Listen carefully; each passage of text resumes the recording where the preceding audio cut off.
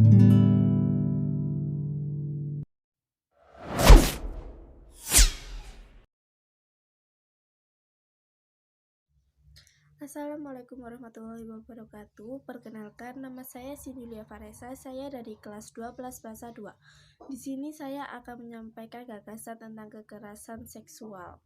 Menurut Undang-Undang Nomor 35 Tahun 2014, kekerasan adalah setiap perbuatan terhadap anak yang berakibat timbulnya kesengsaraan atau penderitaan secara fisik, psikis, seksual, atau penelantaran, termasuk ancaman untuk melakukan perbuatan pemaksaan atau perampasan kemerdekaan secara melawan hukum. Kekerasan seksual didefinisikan sebagai setiap tindakan seksual, usaha untuk melakukan tindakan seksual, komentar atau menyarankan untuk berperilaku seksual yang tidak disengaja ataupun sebaliknya. Tindakan pelanggaran untuk melakukan hubungan seksual dengan paksaan kepada seseorang. Kekerasan seksual adalah segala kegiatan yang terdiri dari aktivitas seksual yang dilakukan secara paksa oleh orang dewasa kepada anak-anak. Kekerasan seksual meliputi penggunaan atau melibatkan anak secara komersial dalam kegiatan seksual, bujukan, ajakan, atau paksaan terhadap anak untuk terlibat dalam kegiatan seksual, pelibatan anak dalam media audio, visual, dan pelacuran anak yang berdampak berbahaya yang ditimbulkan dari pelecehan seksual pada anak, yaitu dapat berpengaruh pada psikologis, fisik, dan sosial. Anak menjadi pribadi yang tertutup dan tidak percaya diri. Timbul perasaan bersalah, stres, bahkan depresi. Juga timbul ketakutan atau fobia tertentu.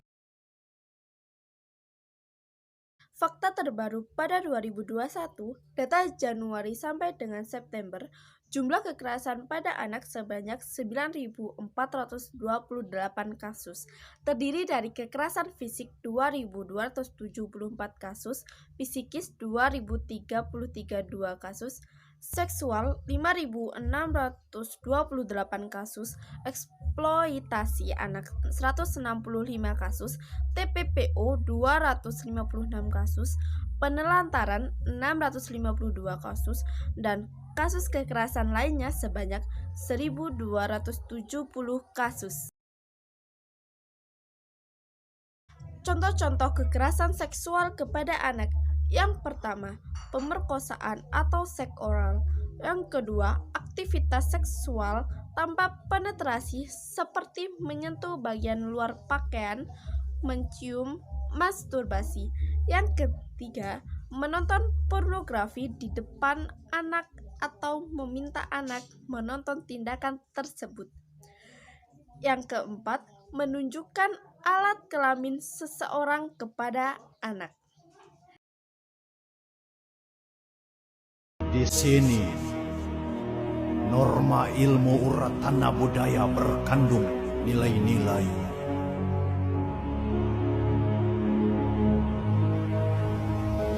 Masa kolonial kala wilayah masih dengan sebutan suap raja, pribumi andil menjaga keamanan hingga tergabung barisan peta. Cikal bakal terbentuknya Polisi Republik Indonesia.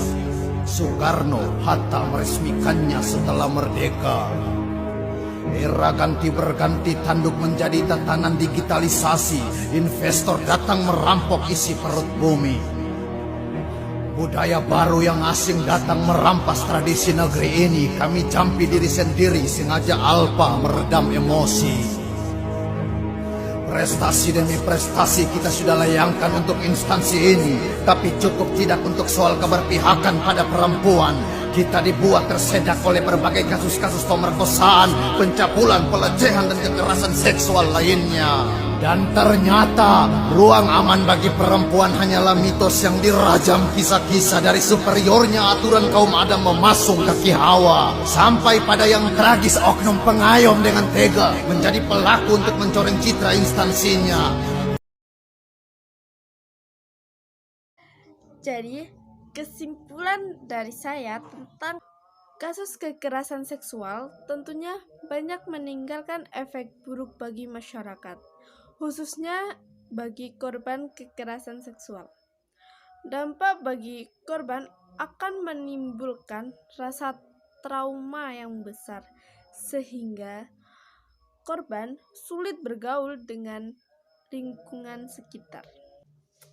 Demikian video tentang kekerasan seksual kepada anak. Saya mohon maaf jika ada kata-kata yang kurang jelas dan kurang difahami. Saya mohon maaf yang sebesar-besarnya.